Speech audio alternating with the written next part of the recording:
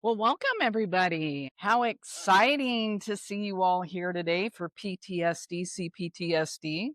Thank you for joining us. I greatly appreciate it.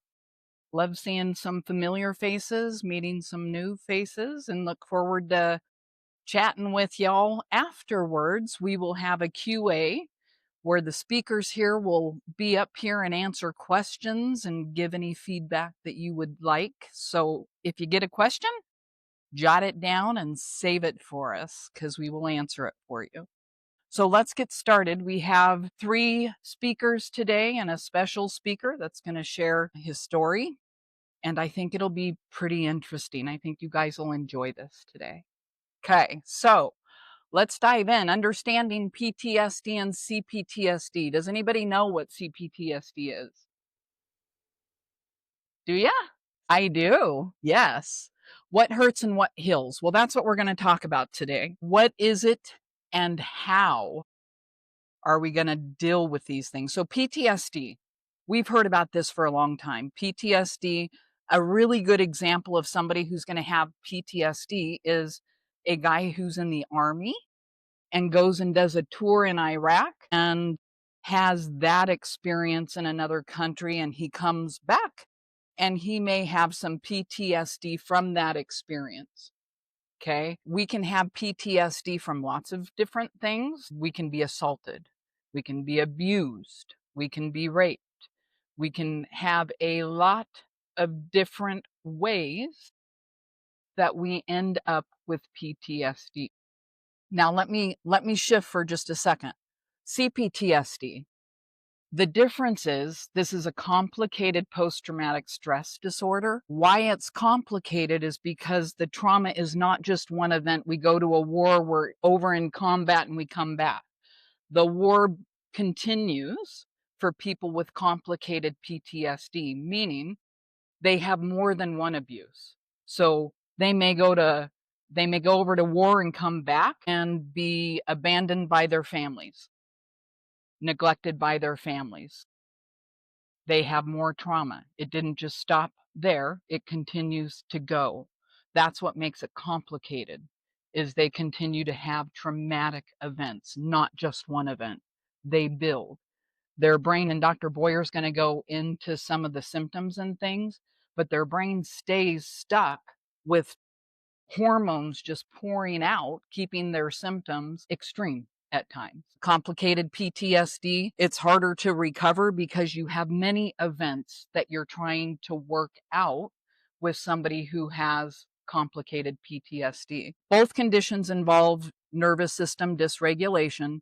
CPTSD adds emotional dysregulation, identity disruption, and relational difficulty. And you're going to hear some really good examples of this in just a few minutes. So what happens in the brain to activate this trauma response? Here it is, prefrontal cortex, which normally calms, and we say, us in therapy say you don't get your full free frontal cortex until you are 25 years old. That is when neuroplasticity stops too, actually, when you're 25 years old. But that prefrontal cortex helps regulate. So why do we tell young people that are growing up and teenagers, you're going to mature when you're in your mid 20s? This is why, just a side note, because they get that regulator, that prefrontal cortex that helps them regulate their emotions and calm. So normally the prefrontal cortex is going to calm the amygdala and help make sense of your emotions. Your amygdala is an alarm system. It's what alarms your body that you are in trauma. I'm guessing most of us in this room maybe have had at least one experience where we identify something like this happening. We get hypervigilant, hyperactive, constantly scanning for danger. We get triggered, exaggerated fear responses. I call this a relive. If we're set off, we can feel like we're right back in the situation all over again, experiencing what we were experiencing in the initial trauma. The CPTSD, there's your hypervigilance, where they're looking for it at some point because of the ongoing hits to their nervous system. They are looking hyper vigilantly and feel trauma, even if there's not impending trauma at times. So the amygdala, here's the fun one, the hippocampus, the memory organizer. My favorite thing to point out in a trauma response is that your hippocampus shrinks. It takes your memory. Why, when we're little kids being abused, do we have developmental issues growing up? Why are we 30 years old acting like we're 10? This is why. Because your memory shrinks. Your hippocampus shrinks when you are in trauma and it becomes less active. You struggle to distinguish past and present. You're having a difficult time in your reality because you're hyper vigilant. Trauma's everywhere. In CPTSD, your memory fragmentation is more severe and often tied to relational trauma in your relationships. Family of origin, the biggest one that I deal with as a marriage and family counselor is the family of origin trauma and where that hits people and how that affects them in their relationships moving forward. Big, huge deal. This is what happens. Your hippocampus ultimately shrinks, you lose your memory. And unless you got somebody in there going, wait, let's wake it back up and let's poke around and see if we can find some things, help you become aware of it so that we can release it from your body. We'll get more into that. Actually, Amanda is going to get into that moving forward. So there's some chemical imbalances that scientifically happen when you have a traumatic experience. Cortisol, your stress hormone, dysregulated, leading to chronic stress and immune suppression. This is huge. I can see this on people. They look tired. They say they're tired. What they mean by that is that they are emotionally, their nervous system has shut down and they are tired, literally. Cortisol goes off the charts. What happens when we're in trauma? We get the norepinephrine elevated, causing hyperarousal. We get sleep disruption. The number one reason we go into psychoses is because we're lacking sleep. Norepinephrine becomes elevated when you go into a traumatic event and it starts releasing in your body. What I think is fascinating as a scientist is when that happens and those hormones are released in your brain, where do they go? Into your body. So when we get stress responses, do we get stomach aches? Oh my gosh, I feel sick, nauseated, I'm going to vomit. In a trauma response? Or my head, my gosh, my head. Where did that trauma response take those hormones into your body? And are you aware of what's there and how to get it out? Most people are not. Serotonin and GABA, often depleted, contributing to anxiety, depression, and emotional instability. These are the hormones that go off, set off in your brain when you have a traumatic event that are carried through your body, and your body will store these hormones somewhere until you make yourself aware of what it is and do something about it. Okay? Here's a little example. Here's a little story. The candle and the misfiled memory. A young girl experienced abuse in a room with a rose-scented candle. Years later, the same scent triggered panic. Her brain misfiled the sensory memory because her amygdala was overwhelmed and her hippocampus couldn't properly store the event. There's your trauma. That's how it's embodied in your body. Trauma, those hormones, they go somewhere. I'm going to introduce Dr. Boyer, one of my favorite people in the world. Her compassionate approach does empower her clients to reconnect with their bodies. And she's got some profound work and integrations into this mental health concept. She's a naturopath doctor with a focus of PTSD, and she's a survival person. She blends holistic medicine with neuroscience and helps heal from deep emotional wounds. Some of us in the room have experienced that with her. She is a sought after speaker and an advocate for whole person healing and truly practices what she preaches. Dr. Boyer. I got a pretty big mouth. Hopefully, y'all can hear me with or without the mic. So, I have a lot to go over. I love this stuff. So, basically, what I'm going to go over is some of it's going to be a repeat of some of the things that Shannon said, but I'm going to go over the PTSD symptoms. She says complicated or complex. I say chronic. They both kind of go together as far as PTSD goes. And then we'll go over adaptive responses. I love this quote: "You're not broken, you adapted to survive." And I'll kind of go over how that works. So just kind of touch back on what Shannon said, like PTSD is exposure to a single event. And it's like, it can be something one thing that I want to add to, when I was a paramedic, we have different protocols. And as far as how trauma works in patients, a level 1 trauma goes lights and sirens to the hospital. We have a level 2 trauma, not lights and sirens, but we still had to let medical doctors know that we were on our way with a trauma patient. And then level 3, we could go just chill. We'll take them there. Somebody fell, hurt themselves, cut, bleeding. Anyways, my point is, when we came upon a scene and it was a car accident, we had 2 people in the car and 1 person died, that upped the level of trauma to the survivor in the car. That's PTSD.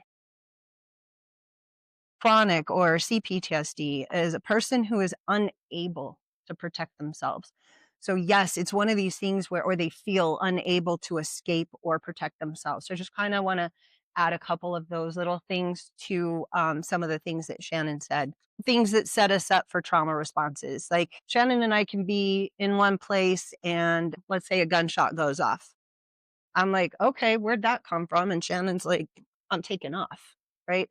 So there's different things, different people respond different ways. And that could be pre-existing vulnerabilities that can increase people to these events. Prior exposure, so think about police officers. Genetic factors, vitamin deficiencies, hormone imbalances, pre-existing mental health conditions, somebody who already has anxiety, somebody who is neurodivergent, right? Everybody's going to respond just a little bit differently. One of my favorite people to read from is Gabor Mate. He talks a lot about how this trauma becomes a part of our body. And he talks trauma as fundamentally as a disconnection.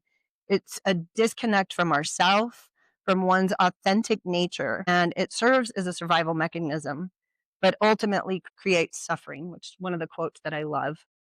Yes, it's supposed to help us survive, but we suffer from it, right? Depending on how we get through whatever situation's happening. And then we create adaptive responses. And Mate, instead of making a symptom a pathology, like something's wrong with us, he recognizes them as adaptive solutions. So I'm kind of jumping ahead here, but I just wanted to kind of touch on this.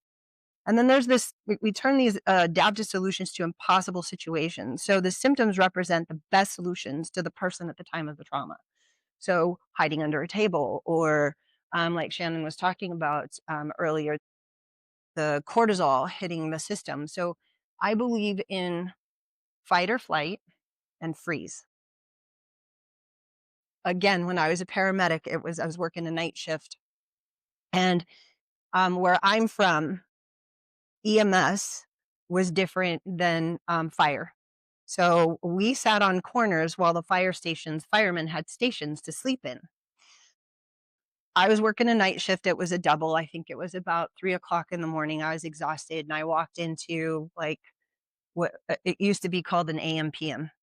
Walked in, grabbed a cup of coffee, and I was just walking past the gas pumps.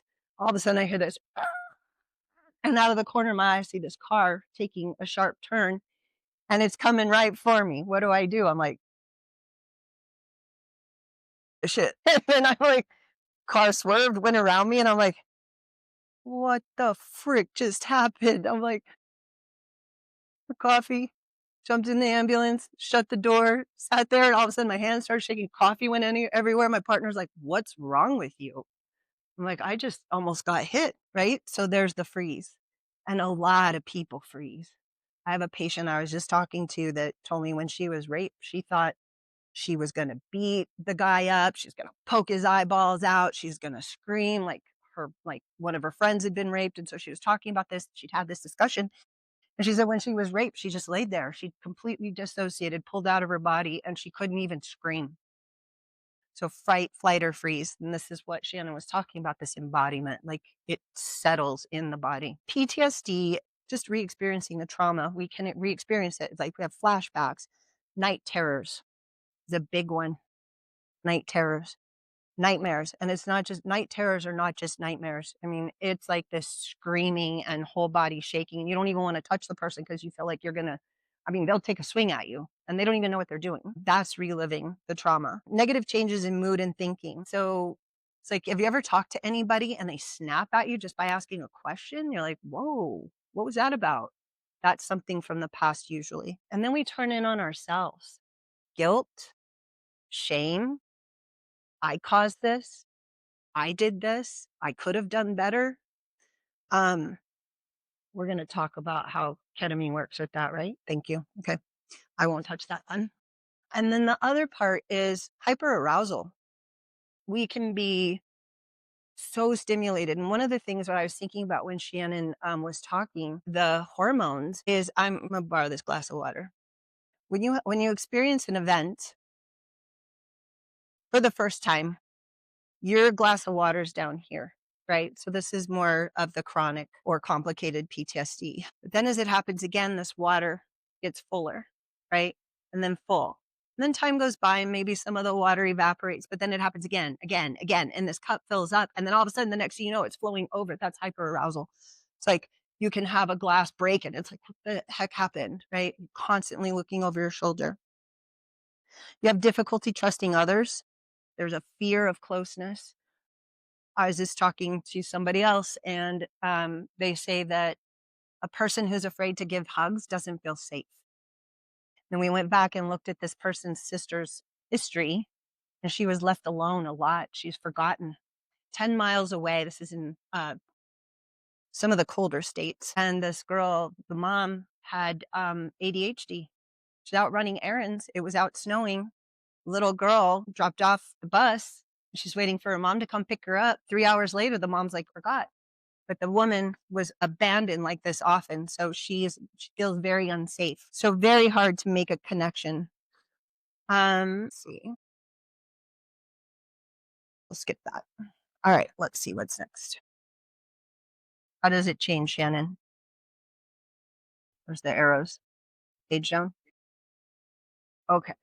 So this is going to be a little bit of a repeat of what Shannon said. I'm just going to kind of go through how this works because I love the amygdala. It's the reptile brain. That's the one that's like fight, fright, or freeze. Be the possum, right? It is the one that turns you into the Hulk or just makes you shrink. And a lot of times, with PTSD, we live in the amygdala. So it shakes things up and it really does shrink. The way that the blood flow changes in the body, it goes to the muscles. So like Shannon was talking about, you think about your stomach. Well, what happens when you're going to fight or flight, all of a sudden, like anybody been in a really bad, like near miss car accident? Anybody? Yeah. Did you want to pee your pants? I did. I almost did. And that's typical because that's what happens. When we go to fight, our body lets go of all the stuff and then tells the blood to go to the places where it needs to be so that we get strong. We get to fight and it lets go of everything. People that run ultra marathons have done Ironman because I volunteered for them. You're talking about cortisol.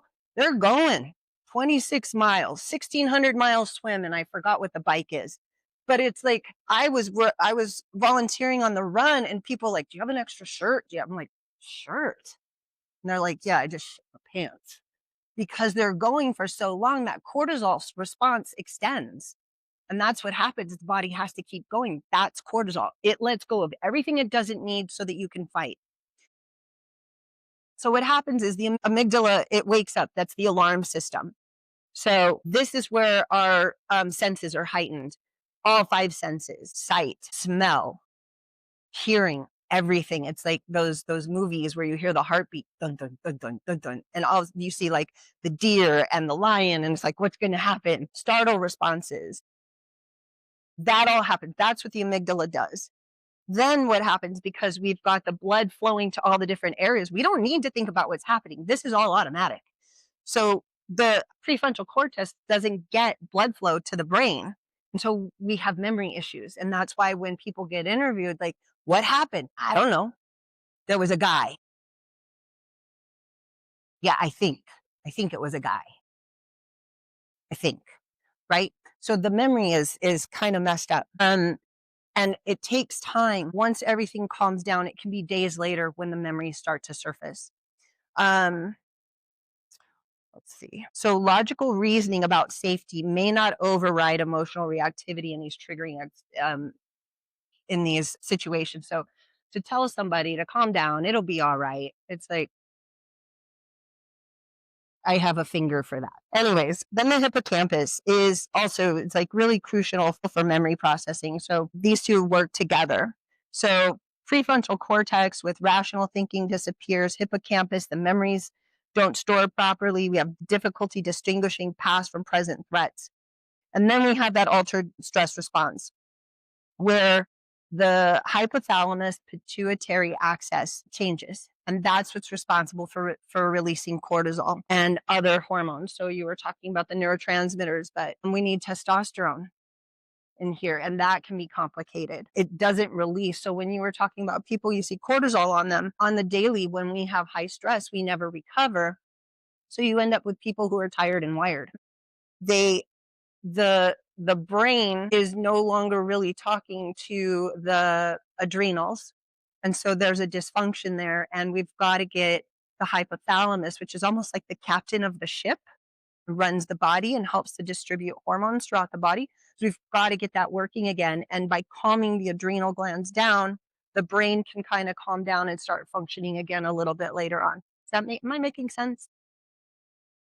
Let's see. So you can kind of tell when you talk to people in counseling, we see this, but just to kind of have an idea when you talk to people, sometimes they'll like check out, or you're having a serious conversation and they're making these really weird jokes at inappropriate times. And they're like, it's a little strange. So this can be a sign of this CPTSD, or they just kind of check out. Another thing that people do, we self medicate. Drugs, alcohol. I know for me, working out, it used to be running. I'd hurt myself running. Persistent physical symptoms like shallow breathing, we can see this, fidgeting a lot, people shaking their legs. And that could be them checking out. Another symptom is extreme people pleasing, difficulty expressing boundaries, trust issues, rigid independence. Oh, I don't need help. Can I help you? No, I got it. I'm good. I don't need your help. I don't need anybody's help. I got this. I see smiles. Somebody knows me. We reject support. And then perfectionism, right? We focus, hyper focus, almost like an OCD, negative self talk. People walk around, oh my God, you're such an idiot. Why'd you do that? You're so stupid. Worst thing you can do. But it's just, that's where we're at. We're beating ourselves up for whatever happened. And then difficulty seeing the future. Like, why do I need to go on? No, who am I? Exactly. Anybody jump?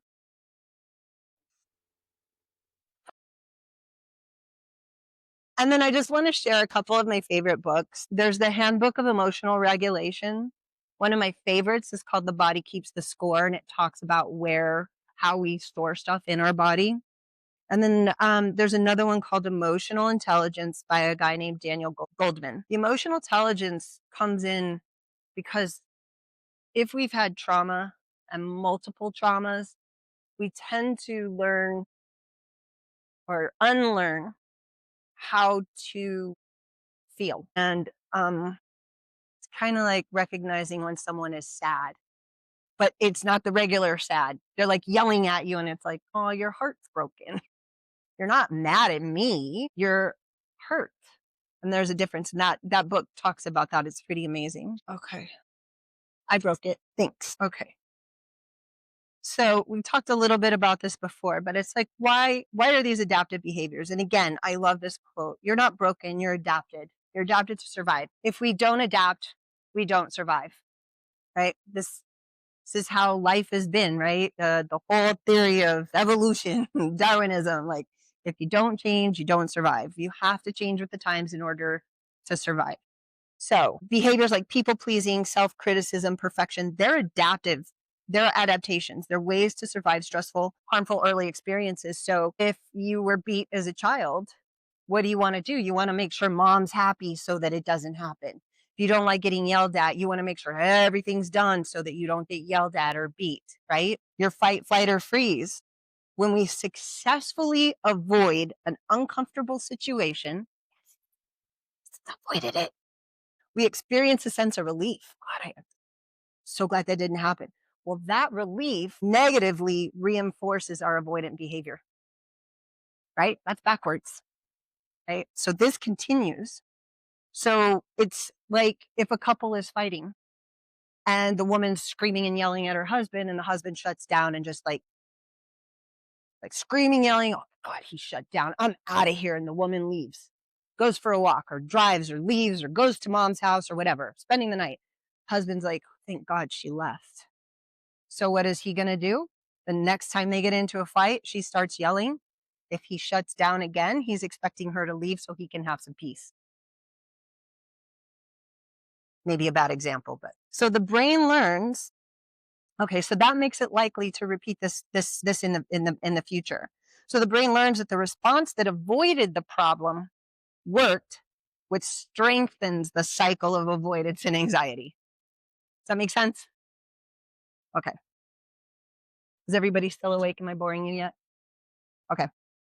Then the reward part of this, like, okay, so the husband says, she's gone. I can relax. Now there's the dopamine hit. That feels good. It's silent in here. I'm going to have a beer. Double dopamine hit. I feel good. There's my reward. I deserve a beer after getting yelled at. Research shows successful avoiding something unpleasant or painful leads to a dopamine release, which therefore gives a positive feeling, right? Which can reinforce the negative coping pattern as well. And then the amygdala, the reptile brain, it can stay active even after the threat is avoided. And the state of alert is believed to contribute to anxiety and the avoidance behaviors. All right. So just remember, like the five senses are heightened because of fight, flight, or freeze. A sound, a touch, a smell, all of those can cause a response, a memory. This one is this guy named Angelo panicked when a wine glass shattered at a dinner party. The amygdala fired as if danger was present. Hippocampus couldn't distinguish past from present. I'm assuming this guy was army or a soldier. Prefrontal cortex couldn't override the fear, and it wasn't the glass. It was the echo of childhood violence.